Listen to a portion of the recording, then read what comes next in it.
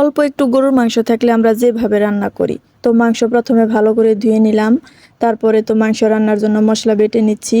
আদা, রসুন, পেঁয়াজ এগুলা শিলপাটাতে ভালো করে বেটে নিলাম। বাটা হয়ে গেলে এখন আমি চলে আসলাম রান্না করতে। চুলার উপরে পাতিল বসিয়ে দিছি। আজকে মাটির পাতিলে রান্না করব। মাটির পাতিলে রান্না করতে আমার সব সময় খুবই ভালো লাগে। এই তো তেল গরম হয়ে গেলে পেঁয়াজ কুচি দিয়ে তারপর বাটা মশলাগুলো দিয়ে দিলাম।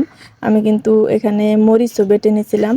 বাটা মশলার তরকারি সবসময় মজা লাগে। যখন সময় থাকে হাতে তখন চেষ্টা করি শিলপাটাতে মশলা বেটে তরকারি রান্না করতে।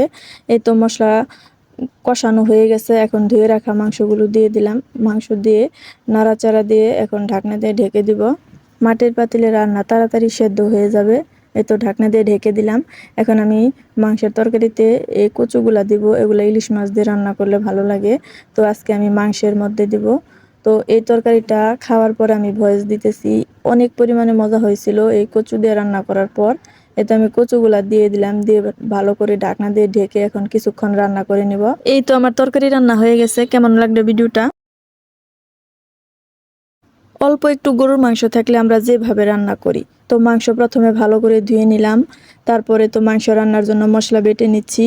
আদা, রসুন, পেঁয়াজ এগুলা শিলপাটাতে ভালো করে বেটে নিলাম। বাটা হয়ে গেলে এখন আমি চলে আসলাম রান্না করতে। চুলার উপরে পাতিল বসিয়ে দিছি। আজকে মাটির পাতিলে রান্না করব। মাটির পাতিলে রান্না করতে আমার সব সময় খুবই ভালো লাগে। এই তো তেল গরম হয়ে গেলে পেঁয়াজ কুচি দিয়ে তারপর বাটা মশলাগুলো দিয়ে দিলাম।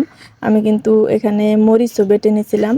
বাটা মশলার তরকারি সবসময় মজা লাগে। যখন সময় থাকে হাতে তখন চেষ্টা করি শিলপাটাতে মশলা বেটে তরকারি রান্না করতে।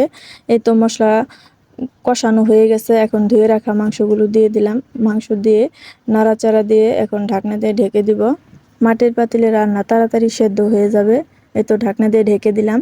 এখন আমি মাংসের তরকারিতে এই কচুগুলা দিব। এগুলো ইলিশ মাছ দিয়ে রান্না করলে ভালো লাগে। তো আজকে আমি মাংসের মধ্যে দিব। তো এই তরকারিটা খাওয়ার পর আমি ভয়েস দিতেছি, অনেক পরিমাণে মজা হয়েছিল এই কচু দিয়ে রান্না করার পর। এতে আমি কচুগুলা দিয়ে দিলাম, দিয়ে ভালো করে ঢাকনা দিয়ে ঢেকে এখন কিছুক্ষণ রান্না করে নিব। এই তো আমার তরকারি রান্না হয়ে